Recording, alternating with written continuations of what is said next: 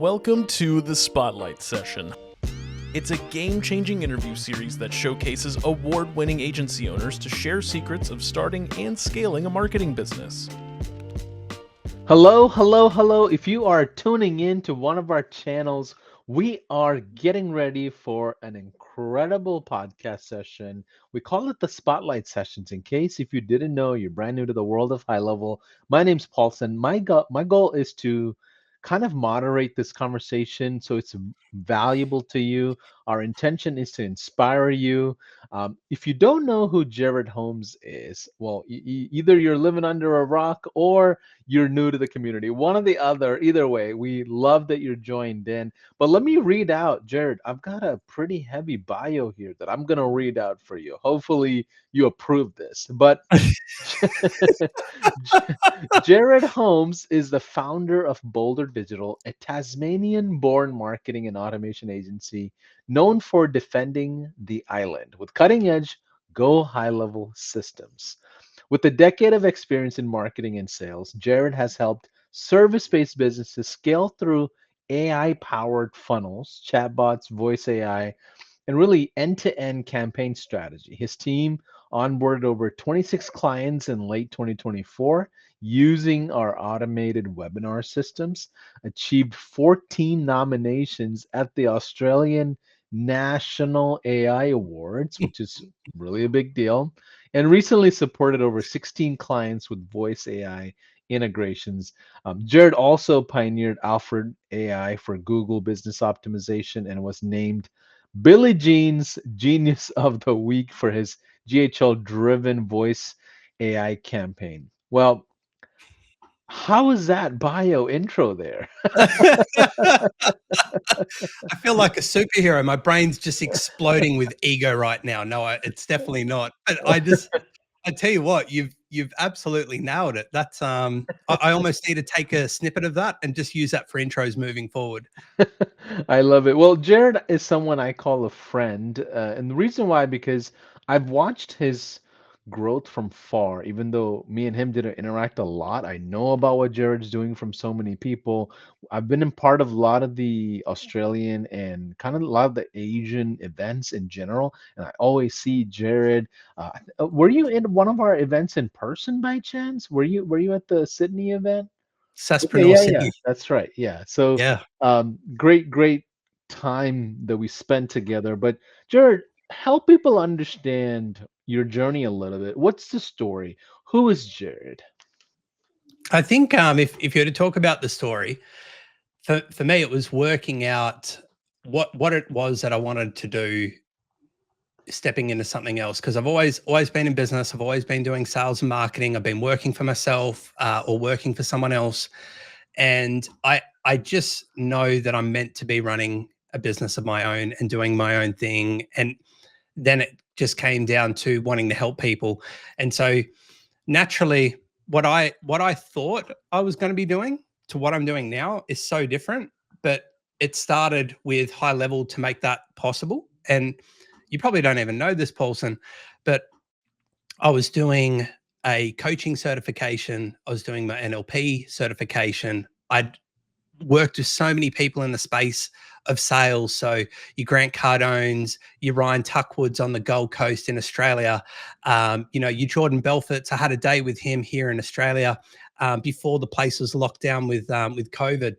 And so I went, this really helps people. Like I'm going to help people to be better at sales, be better at communication.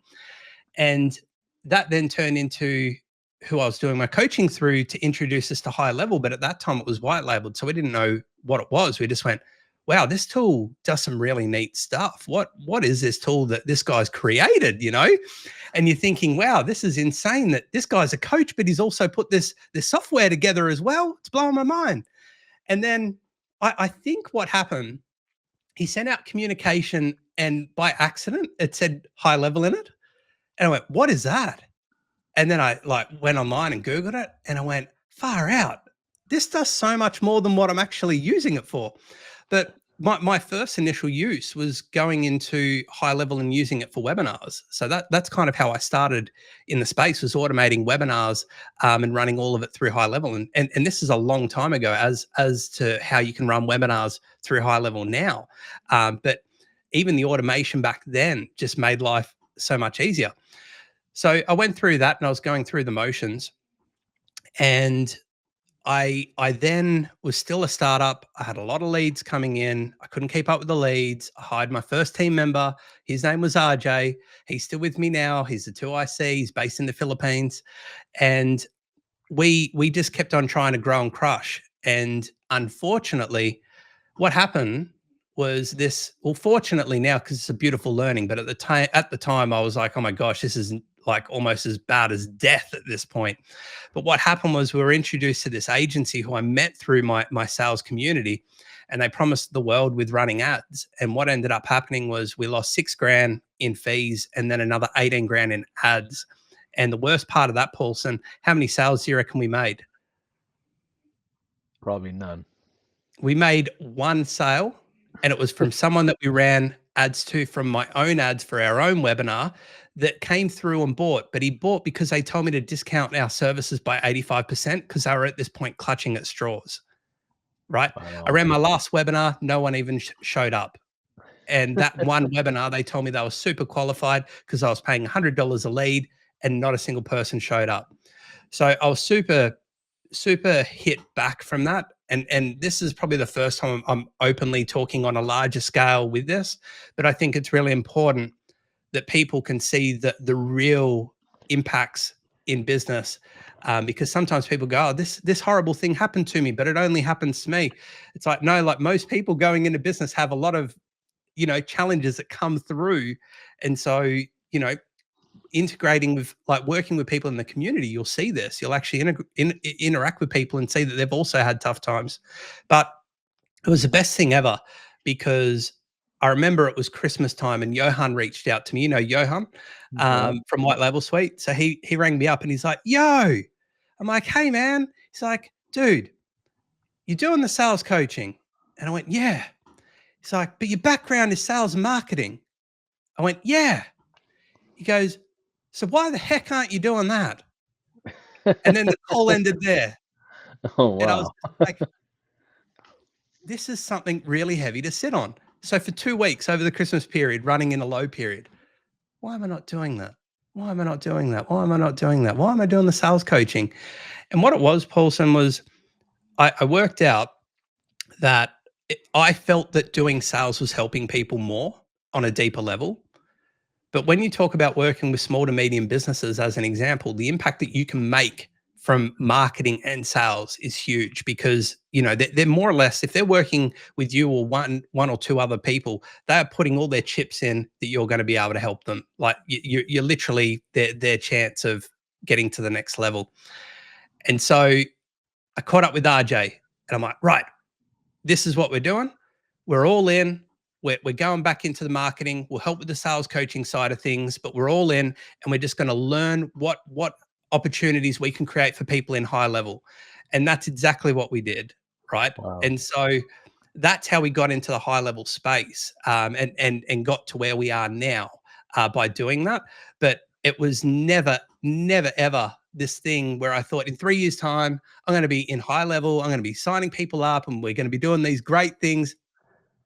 Never even came to mind. It's so funny. We all have this big master plan, and it almost never goes according to the master plan, depending on the growth, depending on what you're doing, your ICPs, the market changes.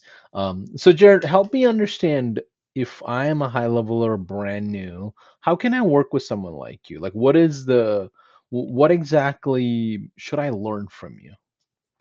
I think that the biggest thing is two things. One, don't try and do everything yourself, because I think a lot of people feel that they have to do everything themselves.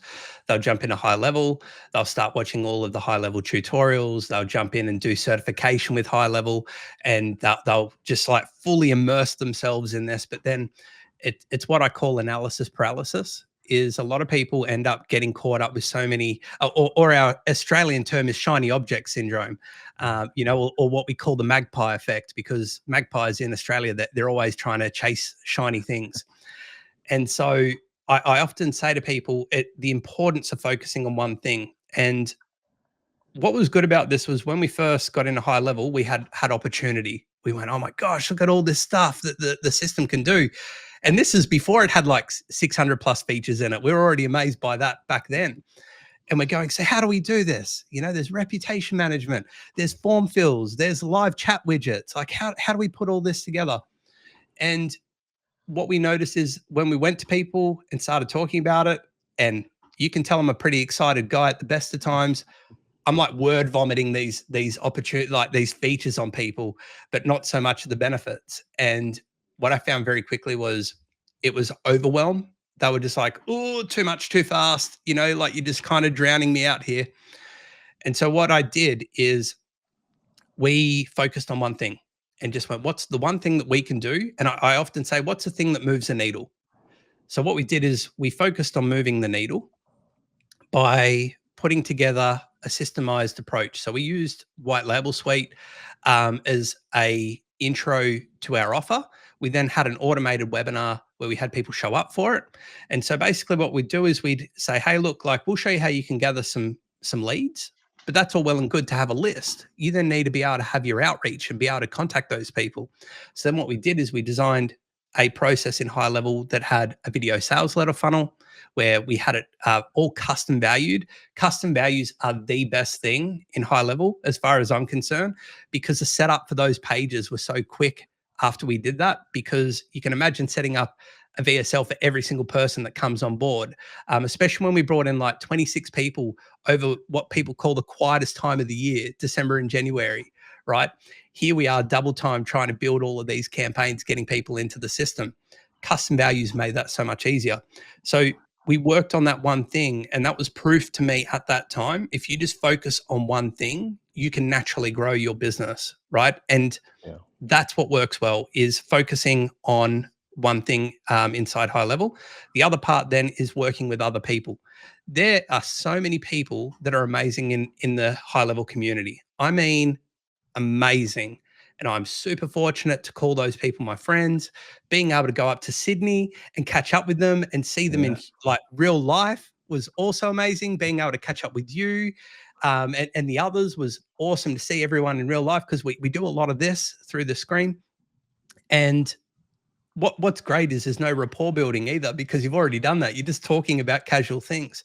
But I've been able to rely on people where I've been stuck in various ways. We had a voice agent build where it had like 1,000 different links that went to different bookings for a registered training organization. And then we reached out to the funnel doc, and I was just like, look, this is kind of some of the stuff that we're trying to do. Any chance that you could point us in the right direction? He goes, I do it like this. It's like, boom. All right, cool. And we had it ready and built in a couple of days. But that's how powerful this community is. A lot of people that I talk to think it's a little bit weird, because they're like, aren't you in like competition with them? Aren't you selling the same thing? Right. and it's like, no, because the other side of what we do is we build for agency owners in the UK, US, Canada, and Australia. Right. And what's been amazing is seeing how people use HighLevel, but the way they use HighLevel is one thing. And then the other thing that makes the difference is their experience. So for us right now, Paulson, you know that we're doubling down on voice and chat AI at the moment. We're running ads for it. We're running funnels for it. We're getting book calls. We're getting people on board with that. That's a secret sauce, is being able to double down on those things and then just go all in and focus on that. And then each time I get like a moment where it's like, oh, I'm just not sure how to do that, it's amazing how I can just reach out to a couple of people in the community and actually get that experience. But then the thing that we now are developing here in Australia for our point of difference is, as you mentioned, the awards, right? I go, hey, look, I've been talking to other providers, someone to say to me, and I go, great. I go, tell me about that. And they're like, oh, well, there's this person and this person and this person. I go, awesome. Like, they're probably doing a fantastic job. I'm curious, like, have they got any accolades? Have they had anyone like pointing out how well they're doing in the industry. Because like a couple of weeks ago, I just came back from Sydney and we were nominated for 14 awards for the National Australian AI Awards. And they're like, oh, none. And so that's one of our points of difference that we now have by being able to talk about the voice and chat agents, is because we've been in there and done that. That now adds to our selling USP with Right. using HighLevel, and everyone has their own USP, whether they've got a background in being bookkeeper or a librarian, or being in a trade or real estate. Everyone has their own experience that they can apply to this and very quickly create their own thing. Yeah, I love it. There's typically, three phases, in my opinion, for how to grow a business, right? Or an entrepreneur, how to grow an entrepreneur. The first phase is the clarity phase. They have to figure out what they're navigating, what the offer is, who they're catering to. The second phase is typically the speed. How fast can they get to it? How fast can they be, how fast can they adjust and be agile. And the third thing is execution, like how well can they execute. um can you help us understand, if I'm brand new watching this, the podcast with Jarryd Holmes is the first thing I come across in the world of HighLevel. Like, imagine that. We see that all the time. They come across our spotlight sessions. That's the first thing. Where do I start for clarity as a brand new person in HighLevel? There's so many different things. There's the Go Collab, there's Academy, there's 3 different Facebook groups, then another 100 HighLevel Facebook groups from external parties. Like, where do I even start for clarity? I think that one of the easiest ways to get some clarity is to first look at what you do. Like, what is it that you do? What do you do well? Is it communication? Is it that you're a really techie person that really loves digging into the knowledge base of HighLevel and going through all of the notes inside there? And then working out if you're someone that's the idea person or the implementer is one of the first things. The second thing then is then potentially looking at someone that you know or someone that you could partner with to actually help you with the other side of things. So, as an example to that, me and Vit often have a laugh about this, because Vit's a very detailed guy. I'm very like, let's just get this done and move the needle kind of guy. And we often talk about collaborations and doing things together because we fit both sides of that to do that really well. But that doesn't mean you necessarily need to like form a business with that person, although that'd be great. Just being able to leverage someone like that to come into the business every now and again to help with things, and not being afraid to ask for help or ask for a setup fee when working with these people. Because if you ask for a setup fee in your sales or your early sales, that's what's going to help you out. Once you know what that looks like, then it's looking at, okay, well, what do you want to implement inside HighLevel? What is it that you want to share with people?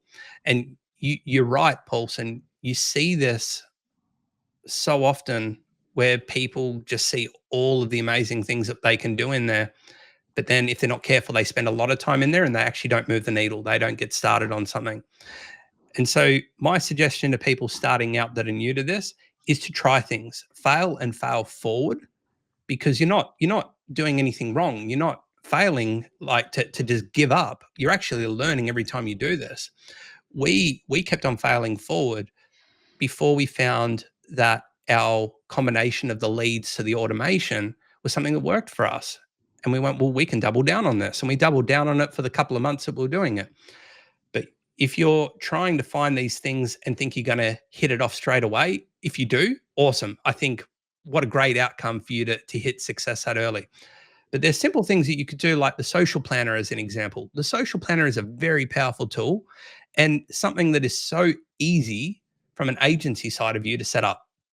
And so you could jump in there and you could put that together, and you could literally walk door to door into businesses, even hospitality businesses, going, do you find that that's a bit difficult? Do you have a bit of a challenge trying to keep up with posting content across all of those channels? What if I just showed you this tool? I tell you what, like, I'll give you a free trial for the first month. You just try it out and see how it goes. And if you love it, great. It's $200 a month. If you don't, that's absolutely fine. There's no risk there. And I won't hold you accountable to any lock-in contracts. Literally pay month by month. You can cancel anytime. Does that sound good to you? And you've literally just got something started from nothing. Like something so simple. Another one could be, hey, look, I'm curious. I filled out the form on your website because I wanted to get in contact with you. What happens after that? Because I didn't receive anything. Like I didn't even know if it was confirmed. I didn't get any confirmation on your site. I didn't receive anything. So I'm just curious, like, what's that process? And then sometimes people be like, oh, you kind of fill it out and it gets left to die until someone gets in contact with you. It's like, okay, well, here's this thing that I've got. It's our form option, right? So what we do is we put a couple of forms into your website and make that really simple. So we just embed those into the site.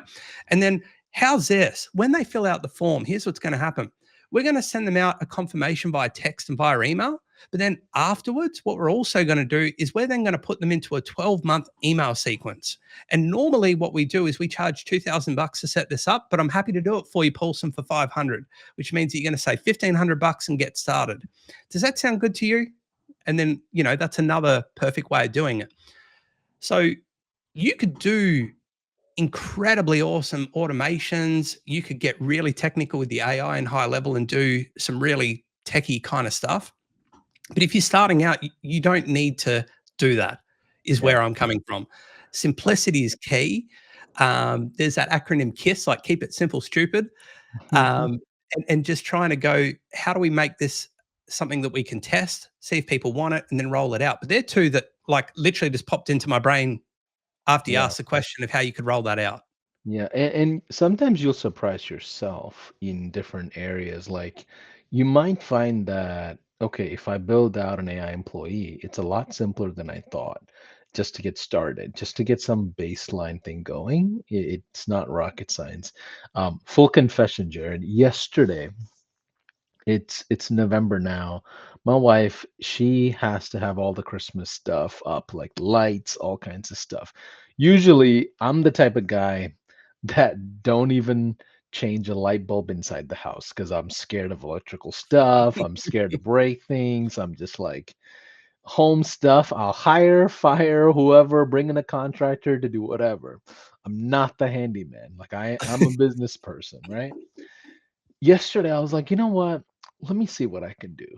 I started Googling and chat GPTing how to put up Christmas lights, and I've got a house that that's got a roof that's pretty high up there, and I'm like, I would have never found myself on a 30-foot ladder walking my roof installing Christmas lights with like one person helping me who really was my neighbor who he just made sure I didn't fall the ladder. But I was thinking to myself, I mean, this is not the real Paulson that I would have imagined like a year ago, you know? Mm. And that's literally what automations often feel like. I surprise myself and I get these types of stories from people that log in and they start building out things. And they're like, oh, yes, I had to set up high level, my numbers, my emails, the basic setup of an account.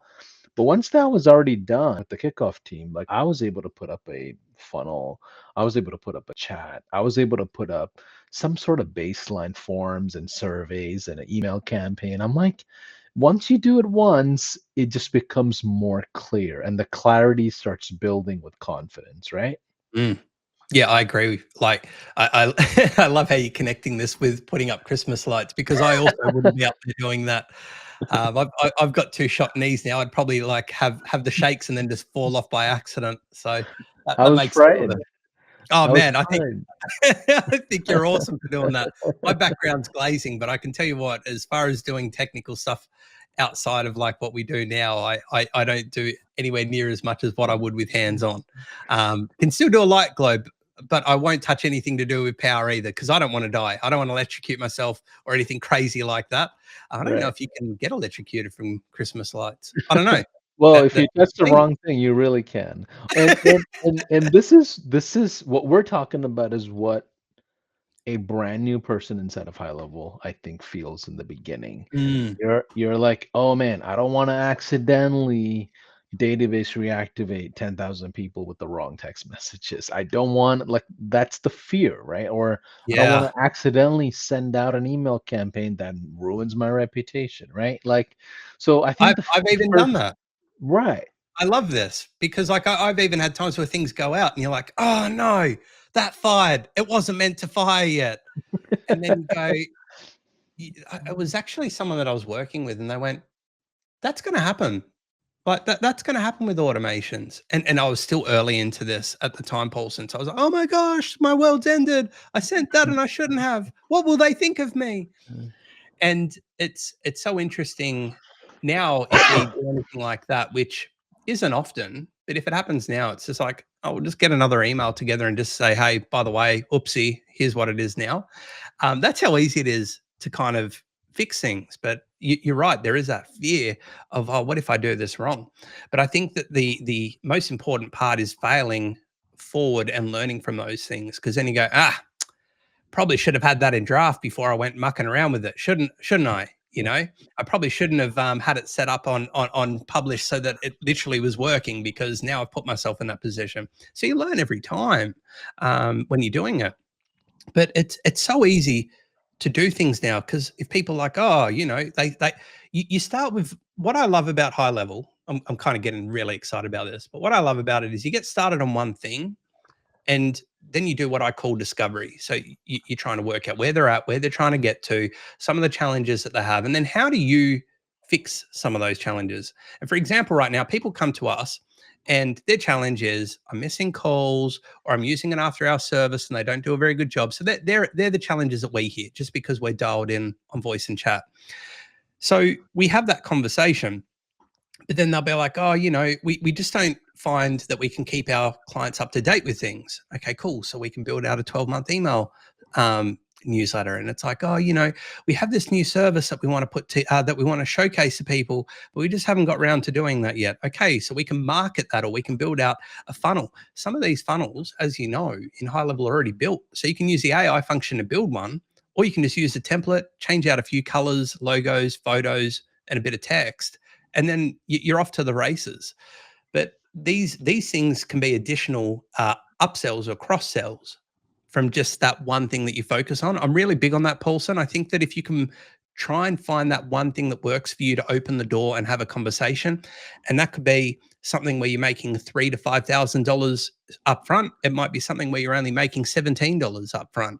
But as long as it can open the door, because when you're working with someone, you need to build trust in you, the company, and the product in that order. Like, they need to trust you, then they need to trust the company's going to be able to deliver on that, and that the product's going to actually do the thing.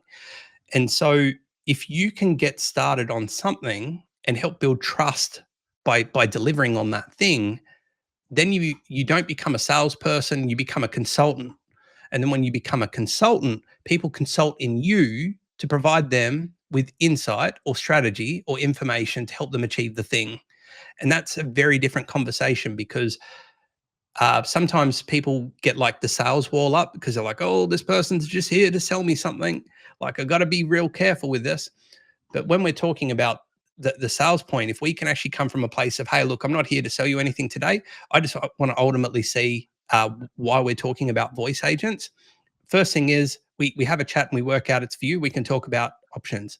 The second thing is we might find out it's not for you. And then I'll just stop the conversation there. I don't like wasting my time. I bet you don't like wasting your time. So we'll just cut that even there. But we may have other options, or I may know someone, again, massive on collaboration. I may know someone that can help with that thing, and I can always point you in the direction with them. And that's what works really well. For example, with the voice agents, it's interesting how many people we get that aren't having a voice issue, like a call issue. Sorry, they're actually having a lead issue. So sometimes I jump on the call now and I go, all right, so typically we jump on the call, Paulson. It's that you're missing calls and you need something to handle that. It's not actually a call issue, it's a lead issue, and you want more leads. The third thing is I can't help you. And these people have come from the ad to the landing page. They've demoed the voice agent. They've booked in their call. And then I mention that to them. They go, leads. I need help with leads. And it's just completely like side mission to where we were jumping on this call to talk about voice agents, right?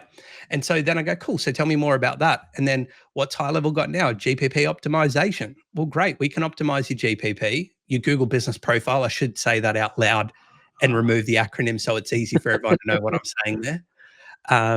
But by improving your Google Business Profile, you're actually helping them to improve their visibility overall. And that information is currently being pulled by Google AI. So if you're keeping that up to date and keeping that current, which, let's be honest, when we're talking about what people are doing here, a lot of people just set up a Google business profile and leave it to die. They go, I've set one up, I'm done now.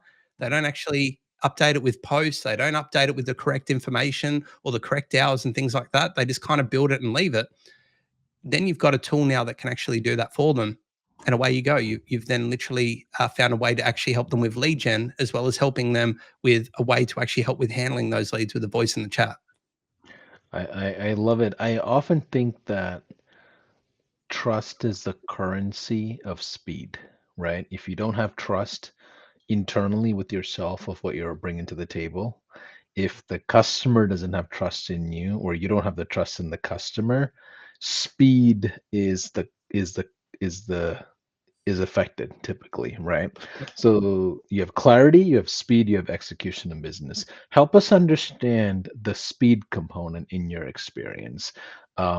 Once you have the clarity, let's say you're at like 5K or 10K a month, like how do you scale this thing? Like where do you go? Where do you start in going faster and more like more rhythmic and predictably, you know? I can talk about what we're doing right now that talks to that, because that to me is like the speed is like the scale stage for me, Yeah. right? And so we had this this landing page put together, super basic, a white labeled missed call video. I can't even tell you what's on it, Paulson. It's just something that I know. It has a few things like don't miss calls, use an AI agent, use chat agents. I'm like, cool, that gets a message across. That's what we need to do, because we're in Australia. I'm in Tasmania. So Tasmania's like got 500,000 people that live on the island, right? So most of my clients are everywhere else. We've got 90,000 businesses roughly in Tasmania. So I go across Australia predominantly when I'm looking at this stuff. But the first question that I had is, all right, we've got AI voice. Does anyone actually want this thing? Like, are people ready for this? Do they want to implement it in their business yet? Or is it too early for that? And so that was the first thing we did. Again, we just went with, we need to try this. So we put together this funnel, we put together these ads, and it worked, right? We're like, okay, we're making money. People are jumping on board. They're booking in their calls, and we're fulfilling it through HighLevel. And it's like, cool. So we've got concept that it works. Now we're at that next stage where we go, now we know it works, right? Rather than spending all of our time building out this amazing strategy and building out this amazing funnel, it's like, let's just get something out there first and make sure that people want it and that we can actually make money from it and it's going to deliver a result. So we did that. So now we're doing what I call my V2. So our V2 is taking what we've done and we're now working with people that are strategists, people that understand design, execution, offers. So we can now double down on this. So this has been in the pipeline now for too long. We've been building this and we've had a few knockbacks along the way. And when we're talking about speed, mate, I'm all or nothing. I love to go, like, you know, give me the green light and I'm all for it. But I also know that now that we've got proof of concept, I need to slow down a little bit and make sure that these things are right, because we want to make sure that it delivers well. So we're going to build that out and then put that back in the market. But I guarantee that we'll get a better response because now we've actually taken a lot more time for each area of those stages to put it together. I'll share another example of speed. We wanted to get an offer out with the GPP optimization. We're like, let's go. We'll get it together. We're going to build out this landing page. It was like just a page with a video, a Loom video of me going, this is what we've got. This is what we do. This is how we're going to do it. Yada, yada, yada. And then we had a chat agent on there as well to try and convert those people and book appointments. That thing bombed so hard because we were so rushed to get it out there. And in the first week, I reckon I just blew $2,000 on ads. Nothing, Paulson, came out of it. Nothing, not a single sale. And the reason for that being is we rushed it. We rushed it so quickly to try and get something out there instead of just looking at each stage and thinking of the person going, what's their belief? How do we show them how we can change that belief and give them an outcome to it? And then how do we deliver it? And so now that we've done that same campaign, we're running a Black Friday deal, but we've now done a V2 of that. That's performing a lot better now because we took the time to then go through that. So I think that when we're talking about the scaling of things, you need to just get started rather than trying to be perfect right off the bat, because you might find out people don't actually want it. You might have this great idea and then you find out it sucks. I did this with my sales coaching with a sales program. We ran a beta, and people told me to run a beta. I was still charging full price because I was like, well, I don't want to discount it, but I could have done and done a beta. But the beta helps me to work out, does this sales coaching actually rock or does it suck? And do people want it? And if they don't want it, I'm going to have to make some crazy changes to it if I'm going to roll it out properly to get in front of people. So first work out the plan, test the plan, get results from that plan, then use speed and scale to then double down on that. Can you talk about biases? Because, you know, in the world of economics, like supply demand matters a lot. And a lot of high levelers, often in my personal opinion, they overbuild or they build out things that just doesn't have enough demand just because they think it's beautiful, they think it's amazing. You know, we're all biased because we want to build something that's super fancy. And I'm just like, dude, honestly, all you need is a two-step thing and something that you would build out in 5 minutes.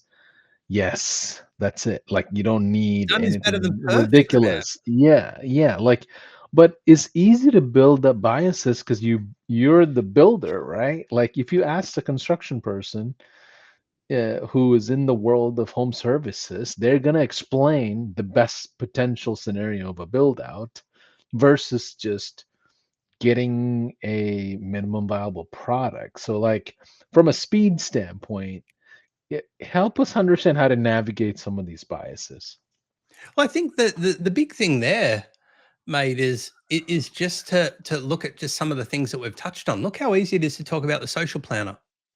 That requires like next to no setup whatsoever to be able to have a viable product that you can actually get out and test and get to people to utilize within your business. You could make a business model just on that. I remember at Saspreneur that Ryan was talking about in his presentation, a business that was doing a similar thing to DocuSign. And that was just a simple, like two-step automation, you know, that was then making multi-millions in figures just from that one automation. Yeah, Right. I see that with like reputation management is another one, similar setup. You know, there's very basic things, but it's so valuable to the business that Mega valuable. And the thing is, a lot of the time business owners don't have the time or they don't have the money, and they'll normally give up one or the other. So the people that generally want to give up their time probably aren't the best fit for a customer for you, because if they're happy to give up their time, they often say that they're happy to, you know, spend the time trying to learn it or implement it or do it.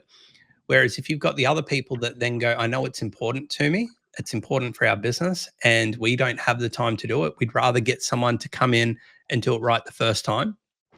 That's where you could literally walk in with the social media management, us and the planner, and just put that together and just go, here's the planner. This is how it works. We've now integrated all your socials. You've got your GPP on there now, your Google Business Profile.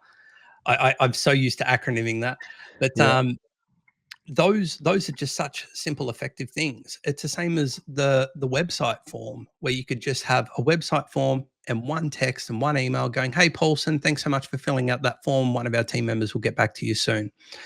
You might want to implement AI into your business. There are so many amazing templates. Like come from Dallas, the event in Dallas. You know, there's so many great agents that have been built in there, and we've even looked at those agents and gone, let's compare our prompts to their prompts and look at how they're doing things. The thing that we liked the most out of looking at those was the actions that they're using, because we were using some actions, but some of the actions that they're using inside there were quite impressive. We're not trying to reinvent the wheel. We're literally looking at something that someone's done and it's worked, and then just gone with it. And I think that that's the key thing with what you're saying, Paulson. You don't have to be the creator of something new. You don't have to build this big elaborate plan. And if you do that, sometimes you really get caught in the weeds and you're not moving the needle because you're so fixated on, I can't bring this out yet. It's not ready. I can't share this with people yet because I need to do these things. And then, for example, HighLevel might bring out some new features, and some of those features, they then go, that would fit with what I'm doing. No, I can't release it yet because now I need to make sure that those are working in there. And this is why I say done's better than perfect, because if you don't test it to see if people want it first, then you'll never know, right? It'd be like if HighLevel went, we're not going to bring out the product because all of the features that we plan with AI and everything in the future that we want to bring out, we're not going to do it yet until all of that's ready. The opportunity is totally missed for HighLevel because they just sat on their hands, and someone else could have come in and taken that market. But this is a perfect example of this. Is HighLevel is nowhere near what it was to where it is now, because it's evolving and it's trying to provide more for users, for agency owners. It's trying to give you more tools so that you can find your thing that you want to focus on, and you can roll that out. The new one now, gift cards. Like, I haven't looked into that yet, but I know that that's there now. You could literally start a model just by doing that. It's all there. It's all done. You guys have built it all out. So realistically, you just need to go in there, watch a few YouTube videos to understand how it comes together, because the community is so amazing at bringing out content every time there's new features. So it's very, very easy to learn enough about what you need to then be able to offer it to people. So the world's never been more resourceful, in my opinion. The world's never been more resourceful at understanding how to get into this stuff and learn it. It is not uncommon for me or RJ to jump on YouTube and have a look at something, you know. So we'll reach out if we're getting stuck. We'll reach out to the support in HighLevel. We'll reach out to our white label support. If we're there, we'll reach out to our community. We'll drop something into the Facebook group. But there's always someone willing to help. There's always someone willing to help get it all together. And I think that the other thing that people that are starting out need to be careful of is not falling into the trap of buying snapshots, because I see that a lot. If there was a Yep. drug addiction for HighLevel, it would be snapshots. Because everyone's like, what do you mean? Oh, you've got a snapshot? I want that snapshot. And sometimes what happens is you build all this stuff into your account with snapshots, and you're like, what does this stuff even do? How does this thing work? Where did this one come from? Because it hasn't been documented. People like Michael Pacito, he's a big advocate on documenting things and making sure that things are laid out. And I agree with him. I think that knowing what's actually in your account and what it's doing is super important. So it's not getting caught in those things. It's keeping it simple and just simplifying that process without getting caught in doing all of these extra things. I love it. So we talked about two things so far: clarity and speed. Let's talk about execution. What does execution look like to you? Let's start at the decision-making level. When you first start off as a solopreneur versus now you have additional team members, like what are some lessons that you've learned in execution? In what way? Help me unpack that. So if I'm starting out and I'm pretty fresh into the world of business, how do I even execute on things that matter? Where do I create a priority list of what is important, right? Depending on, do I go sell this thing or and then build out, or do I like build out and then go sell it, or like do I just partner up with somebody if I'm like, and a strategy person, I need an implementer, or vice versa? Like this is where my mind is when I think of execution. I love this because you could almost answer yes to everything that you just said there. You know what I Yep. mean? Every one of those things you could go out and do. You could find that person, for example, that might be the yin to yang of being the visionary or the implementer. As an example, you could do that. You could go to the community and ask for some insight into what's working right now. You could, you could look at YouTube videos or go down that rabbit hole, but you've just got to be so careful to avoid the analysis paralysis of not moving, because while you're not moving forward. If you're not moving forward, you're not making sales. If you're not making sales, you haven't got a business. You've just got a really expensive hobby, because what you're doing is you're paying for subscriptions to things and you're not bringing people in. You're not covering those costs. You're finding a way to cover those costs. I spoke to a guy last week, and at first I didn't know he was a startup. we're in a group call. There's a few of us there, and he was just taking in bits from everyone, and I found that quite interesting. He's like, "Oh, so I should learn that," and they're like, "Yeah, learn that," and then it'd be something else like voice agents. "Oh, yeah, you should learn that." And I went, "Gosh, you're giving this guy a lot of different information. Like, there's not a takeaway from this. There's like many takeaways from this. Yet, it's not actually a path." And I said, "Can I just double check? Are you saying you're a startup?" He's like, "Yeah, I'm a startup." I'm like, so no clients, no money coming in right now?" He's like, "I haven't even got the HighLevel subscription yet." I'm like, "Right, cool. So we need to get you in using HighLevel first, and then we need to get you a couple of clients." He's like, "All right, so the 297 or the 497?" Like, "Mate, well, you can have a couple of sub accounts on the 97. Let's get you in. Let's get you using it. Let's get you just making some money and feeling confident in yourself. And then once you're confident, then you can start to grow in many directions or bring people in or a VA or however that looks." And he was the person that I mentioned to because he was like, "Oh, all of this AI, I'm just getting a bit overwhelmed with it." I went, "Well, here's the thing. We can scratch all of the AI right now. We can just scratch all of that as an idea, and we can just go with keeping it simple." They've got the social content planner in there. They're like, "Yep." I'm like, "Great. Go sell that to people." He's like, "What do you mean?" I'm like, "That. Just sell that." And he goes, "Do people want that?" I'm like, "Well, you're going to find out." Like, you literally walk in, say good day to people, go, "I've got this amazing product. It takes all of your content and it pushes it all out for you at any specific time that you want it to go out. And the best part is it's completely automated. You don't even have to touch it. Does that sound good to you?" And sell it to them and say the first month's free. And then every month after is $200 a month. I'm like, you get one person on, you've covered the cost. You bring in a couple more people, guess what? You've covered the cost to upgrade your subscription with HighLevel. Right now, we're not making money, but we're also not losing money. We're at break even, and break even's a great place to be. It's better than losing money, right? And then we can then do the stepping stones from there. I then spoke to him about the Google Business Profile Optimization. Said, right now we know that skip bin hire, which I think you guys call waste management in the States, Yeah. but basically you still bin that gets dropped off on a construction site or a residential property. We've been doing GPP optimization for them, and mate, they are crushing it. Like, we got one guy when we're going up to Saspreneur. I still remember this. We had one guy sign up, and in the first 14 days, he was showing up for 8 out of his 10 service words that he wanted to be seen for. He had no website, and he literally had a Facebook page, and he'd already pushed all of his competitors out the way. That's how easy it was. He then had one sale worth $500. That guy came back and got another 4 bins. He's paid for the whole year. Like, depending on how you price it, he's paid for the whole year. He'll do that till he dies because he's seen the results. And this is why I say this on podcasts. I say this to you. You don't need to have this mega detailed, built, automated beast of a thing to get started, because you might find that you do things and you just don't like it. You go, "You know what?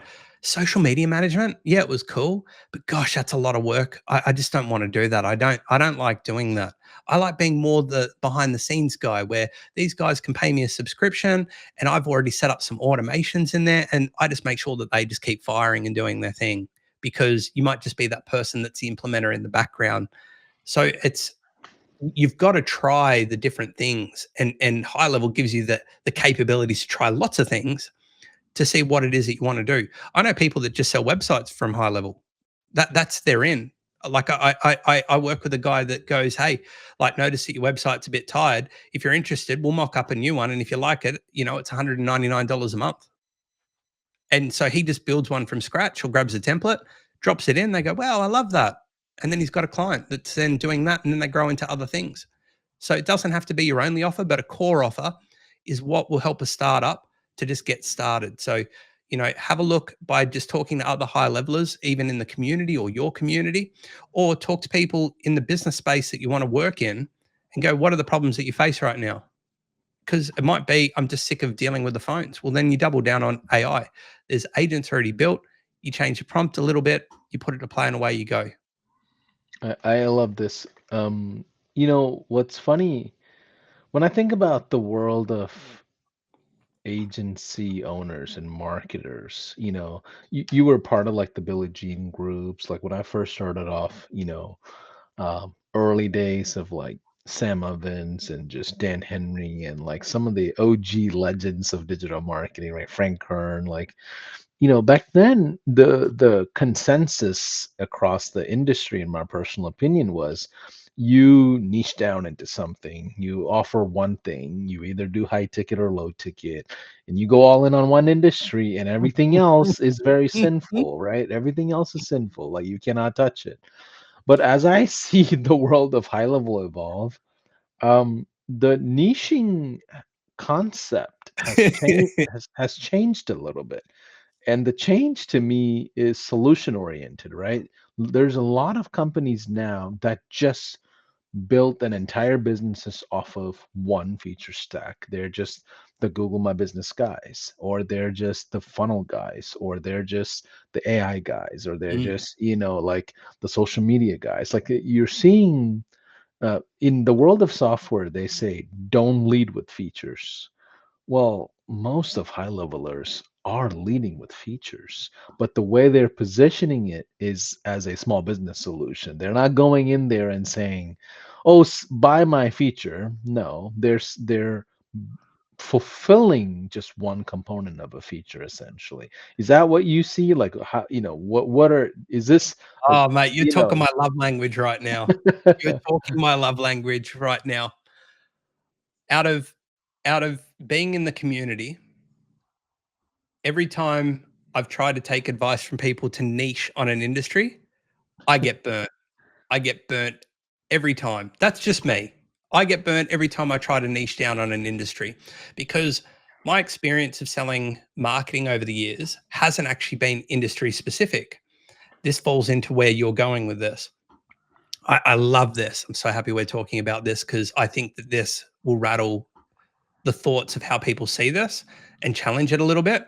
But they might actually see that there's potential opportunities in what I say here. When when we're talking about the features of high level, there's a feature and the benefit. So each thing is the feature. Google Business Profile is a feature. The benefit is that it's going to give you local visibility. It's going to increase your credibility with reviews, right? It's going to have knock-on effects that become benefits for that business. And so the voice AI, we're going into V2. Everyone's like, what's the niche? You should focus on the niche. Make sure you're choosing a niche. And if I did that, mate, the 16 people that we spoke about, that we brought in, we've got people that have apartment businesses. We've got the largest Yamaha dealer in Queensland. We've got a caravan business. We've got a bowling alley business. Like, look how a skipping business, a plasterer. Like, look how diverse those industries are. The thing that we've niched on is our product, and this really is something that people don't say. Like, realistically, I have only met 2 other people so far in the high level community that do it like I'm suggesting, and just focus on the solution being provided by the product that you're using through high level, instead of focusing on the niche being industry specific.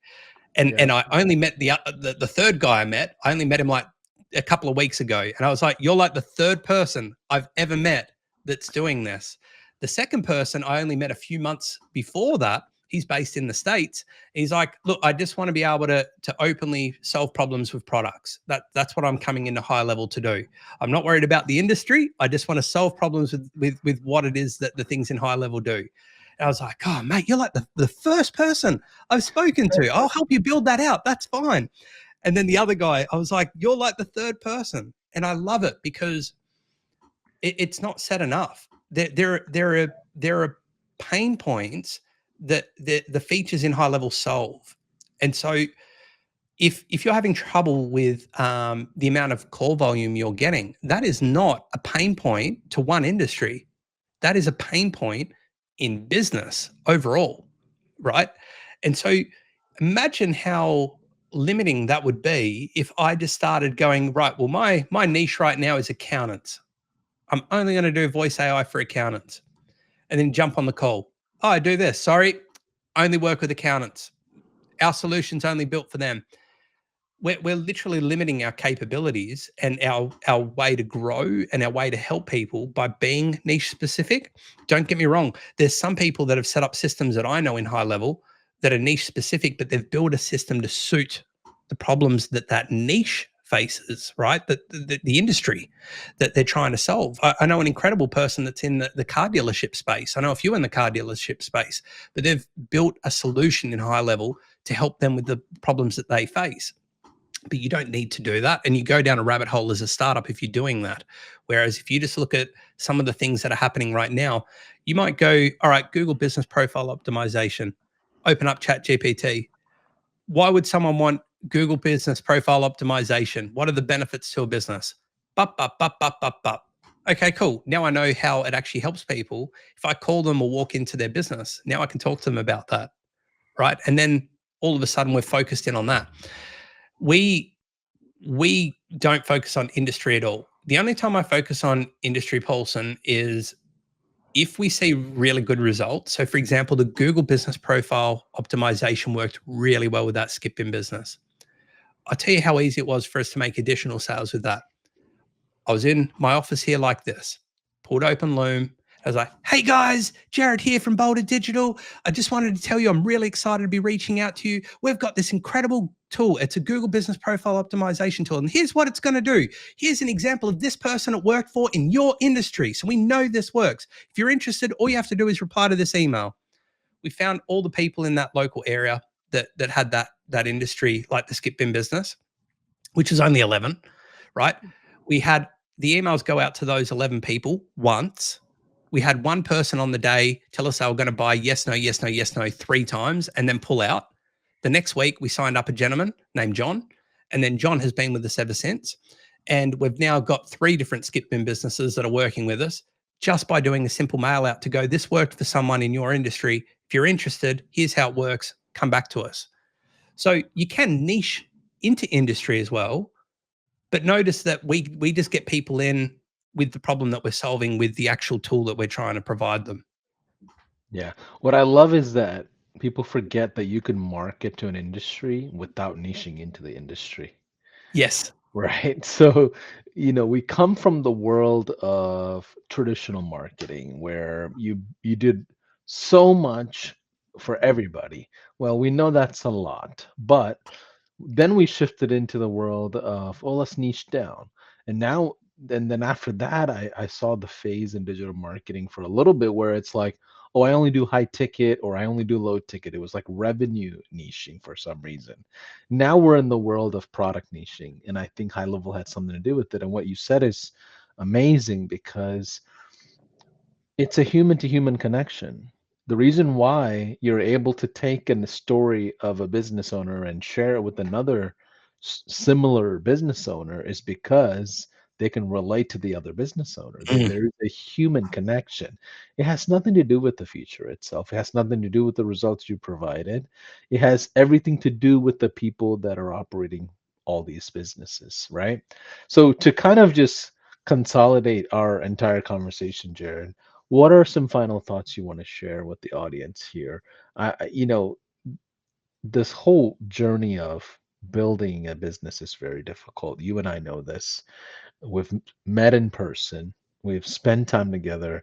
We've seen other entrepreneurs now that we collaborate with, and everyone is in similar journey in different chapters, right? Chapters, it's exactly how you'd say it though, isn't it? Because it's almost like a business or a life book, and you're going through those motions, and some people are at those chapters a bit further than what you are, and you know that, but you're not feeling like you're not there or doing the right thing. You just know that they're at a different point in their business. Even when you look at the problems that you have in your business or the challenges that you have in your business, think about the challenges that people like Alex Hormozi had putting that book together and launching that. Think about the challenges that he would have been facing in comparison to the challenges that you might be facing in the chapter that you're on. Right. So different. Exactly. Yeah, exactly. All of us are in different parts of the phase of this journey, right? Um, and I think the key is to collaborate. The one thing that I'm very proud of, Jared, in the world of high level is the collaborative mindset of the people inside of high level is very unique in its own right. Like I've been part of USP. so many I've been part of so many communities over the years, but when I see high levelers collaborate, there's a different spirituality there. There's a different energy. There's a family kind of an environment that's just kind of taking place, right? I Like agree. I don't know what it is. I don't even know how we built that. I It know just that was a yeah. question that was asked to the founders at Sydney. Right. I Right. know that that was literally a question that was asked at the Saspreneur. I remember that because I remember when I was on a podcast with Sean and Vit a few weeks ago, I asked him a similar question around challenges because high level would have their different challenges at the level that they're at in their chapter as well, as opposed to where some of us might be. But it is, I would work for high level if I wasn't running my business because Well, come on. like I have never experienced anything like it. Paulson, I live on a bloody island. Like I'm on an island. I do too. It's just a bigger one, but I do too. But the island, there, this is why people joke about defending the island. Like Jarryd's defending the island. He's the Tassie guy that people know is doing a good amount of things and supporting other people in the high level space from the island. He's defending the island, and I wear that and I love that. But I also would be very lonely if I didn't have the community that high level has somehow built. Like we have Australian calls every week where people come together and jump on calls. I'm part of communities from other amazing people in high level that have groups and they have their calls and I jump on those calls and then all of a sudden I've gone from connecting with people that are in the same space in Australia to then jumping on a call with people that are then based in the States or based in Canada or based in the UK, and you're hearing challenges, what people are doing, what they're trying, what the market's doing, what industries are working well. And I've never seen, like we were joking about the competition, the competitive side, like you're in competition with one another. There are so many businesses out there, like you'll never be in competition with people because there's just so much market there that you can jump into and you'll have your own thing to get into. The community, the community for me is one of the reasons why I love what we do. RJ and I have never felt more supported when we're trying to do things or solve things. We had a number disappear off our account. I remember posting it in the high level group, and I had people that were friends that all doubled down and started trying to reach out to people. I then had high level tagging in people and trying to solve it. Like, because for us, what we were trying to do at the time, we needed that number. And the support ticket was going to take longer than just going, hey, we need this right now. Like, where do you get that kind of support where people are able to go, hey, we can see the problem that you're trying to solve here. Let's jump onto this. It was like sorted within an hour. And we're like, oh my gosh, this is really going to be like a setback for us right now because we're actively using this thing, and sorted so quickly. That is a company this size doesn't normally, your company doesn't normally have that kind of touch point at such a lower level of being able to do that. And they don't have a community of people normally, as far as what I've seen. And you're saying that you've seen some similar things where they'll jump in and try and support you and connect you with people as well. The community is incredible, mate. Absolutely incredible. And this is why just learning and listening and talking to other people, going into their groups, jumping onto the weekly call that might be happening in your local area, you can take so much from it. The community is one of the secret secret weapons to success in HighLevel, because all of a sudden you're not there left just with the software. You're talking with people that are real use cases of using it, people that are actually using it. I can tell you, mate, I sometimes sit in gratitude and have like happy tears at the end of some days, because I'm so grateful for people and what they're doing. After we came back from Sydney, which is a journey for me, but after we came back from Sydney from the AI Awards, like I thought it was a big thing. At first, I remember being told that we were going to get that. Me and my son read the email. He's 13. We literally cried in happy tears. He's like, "Oh, it's so good to see people see the sacrifices that you've given up and the chances of spending time with me. You know, you've really tried to build this and help people, and it's good to see people seeing that." And so the pair of us are like sobbing in happy tears about this. And then a few weeks ago, the week after coming back from Sydney, I then jump on the Australian Mastermind, which is a community of the Australian high levelers. And like Priya's on there, the first thing that they want to talk about and shout out is how well Jarryd did, representing the island and representing Australia and representing it with HighLevel on an AI front, and putting it out there. And here's people like clapping Paulson. Like that to me, some of these people I didn't even know. That to me is really, really humbling to know that we're trying to help and we're doing the right thing. But the support, right, that we're getting from this. I was on the call last week and I brought it up, and here's people like Gary, or Johan that are still there the moment I said it. Like these are the people that are in the community that are your competition, which aren't your competition, that are backing you to do the best that you can. And there's only one other time I've had that support, and that was a guy named Kerwin Ray back in 2016. But I've never seen that support since. And so, you know, waking up and doing this every day is not a job for me. It's not it's not even business. I can do a 16-hour day and thrive in this space. I go in a flow. I'll jump on a call with someone in HighLevel or Vit, and we'll just be jamming away and doing stuff while we're working. Like, how amazing is that? Because if you didn't have that community, I wouldn't even know these people. Absolutely. I think, there's something to be said about that, in the sense of the entrepreneurial journey is already lonely on its own. So it's important that we connect with a family of entrepreneurs that like-minded, they have similar, interests. But ultimately, um, I'm grateful myself, Jared. I work for some incredible founders who I can speak, specific to Sean, Robin, and Varun. Like these guys, they don't really have an ego, even behind the scenes. Like, people would misunderstand that they put up like this, persona or something, Mm. that they are just naturally, humble, but they really are humble. They are really behind the scenes who they are. Like they I don't can have vouch for they that. don't they don't have an Even, ego. Like no, I agree. and like I like we would be in Dallas downtown, and Sean and I would be at like I remember there's like a Discovery, AT&T Discovery area, like it's like a town center almost, and our old office was about 2 miles away. Mm.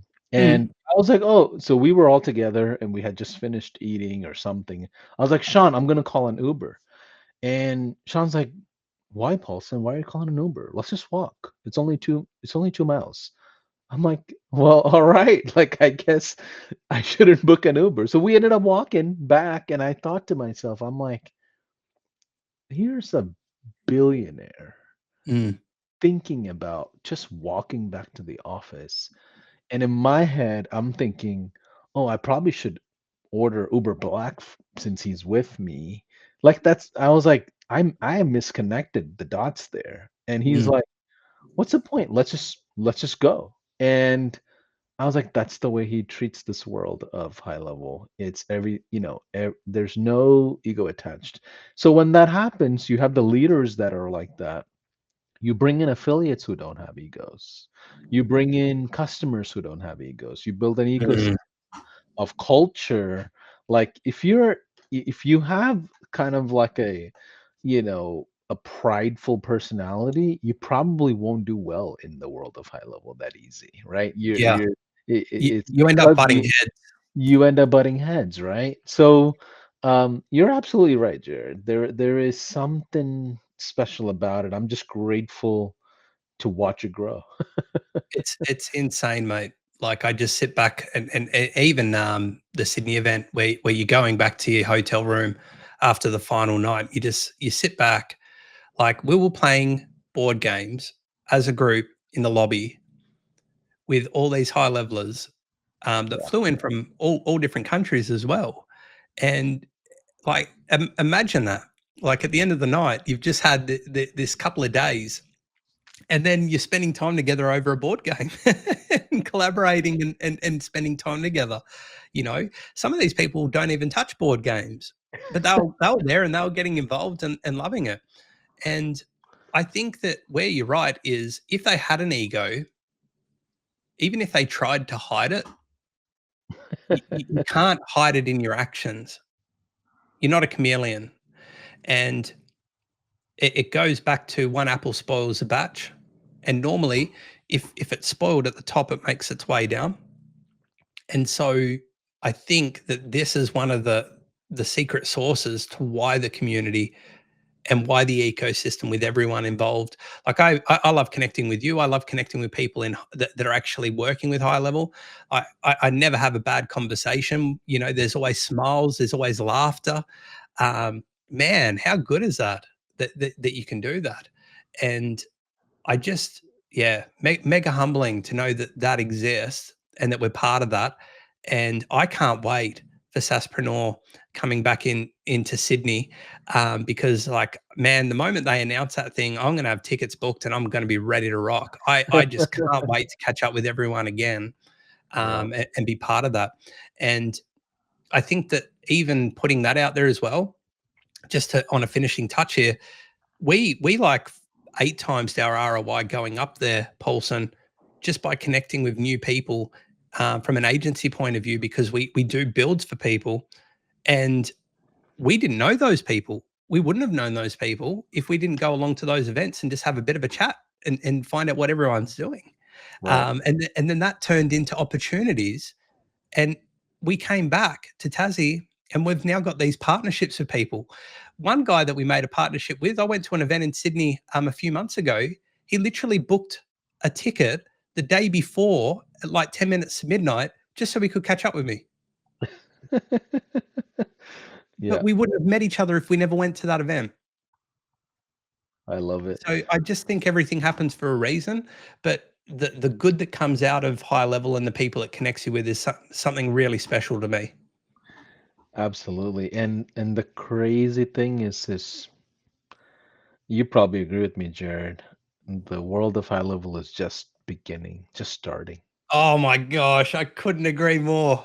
I think that even though it's been around for years, I think the opportunity we're like we're on the cutting edge of what's to come. You I don't have know no what's to come. idea You how should give us a couple of secrets now, Paulson. you have no idea how many events I go to where not a single person in the room of hundreds have never heard of high level. I spoke at an event in Dallas with Mm, over 600 people, and it was a marketing event. It's called the Digital Marketing Summit. I spoke there not right. too long ago. On stage, I said, "Raise your hand if you've heard of high level." Our team is behind the room, massive ballroom. Like two people raised their hands. And Really? and I was stunned. I was like, man, what like what? We're in Dallas? We're a Dallas-based company? Like and people still haven't heard of us. And that gave me assurance that we're still in the early stages. I love this because Australia would be even further behind that again. Right. And so in Australia, I look at I say this all the time to people. I'm like, there is such an opportunity to come from this, and you look at the people that are starting in it now, and the opportunity that will come because naturally the progression of being involved in it is huge. Um, you know, I've even mentioned that I want to do an event down here in Tasmania because I Sure. know that no one down here in Tasmania is seeing what this opportunity is. And you know, they've probably got some form of automation or AI or something that they've kind of just had that's collected dust, still works, but has collected dust that someone set up like 5 or 10 years ago, not knowing the new opportunities. It's a little bit like when we went from traditional advertising to digital advertising, right? You had your TV, radio, and print. You had your audiences in each one. If you found your audience was in one that was getting you the best ROI, bang, double in. Like let's go for it. Let's get the press ads going. Let's get the TV Yeah. going. However that Yeah. looks, and then it's changed with the way that focus is. And so it's being able to basically follow where you're trying to go to and then double down on that as well. Absolutely. So, for those of you that are watching, we talked about three things. First is the clarity phase. Second is the speed. Third is the execution. And we also obviously ended the conversation in the importance of the community and the ecosystem of HighLevel. Jarryd, final thoughts. I feel like this is the second time I asked about the final thoughts. So, this is actually the final thoughts. Send us home. I would say don't be a stranger and don't feel like you can't talk to people. If you see Jarryd Holmes on this podcast and you're like, oh gosh, he's just, you know, he's above me. He's someone that's on a podcast. I could never talk to him. Please talk to me. Like I love being able to connect with other people in the community and other people in the community that you might be afraid to talk to. Reach out to them as well and say good day. The community is very, very good at that. And you know, if you're a good human being that wants to do good things and help people, there is absolutely people like me and others that will share insights or time or want to collaborate with you. um, Work out that one thing. If you're a new person, work out that one thing. If you're someone that's been in high level that you're still trying to work out what it is that is your thing, try something, beta test it, go out to market with it, knock on doors, pick up the phone, run a couple $100 in ads, find the thing that you want to be doing, and then once you've found that thing, scale, double down, and do not get caught in the shiny object syndrome. Like just trust yourself to really give something a good go for a couple of months, and then decide what it is that you want to do from there. I love it. Well, Jarryd, on behalf of High Level and our podcast, thanks for saying yes to us. Hopefully, we'll Mate, do this again. thanks for the invite. I'm humbled to be here and be crushing it on this call with you. Awesome. Well, hopefully, we'll see each other in person. Maybe if you throw in a event in person in Tasmania, maybe we'll be out there. We never know. You never know. We'll come out there with our crew. But either way, hopefully, I'll see you in Australia in 2026. But for those of you that are watching, in case if you're on the fence and don't have a high level account yet, I know a guy next to me. Reach out to him or get onto our homepage and test us out. Look forward to seeing you. Bye for now. See you guys. Bye now.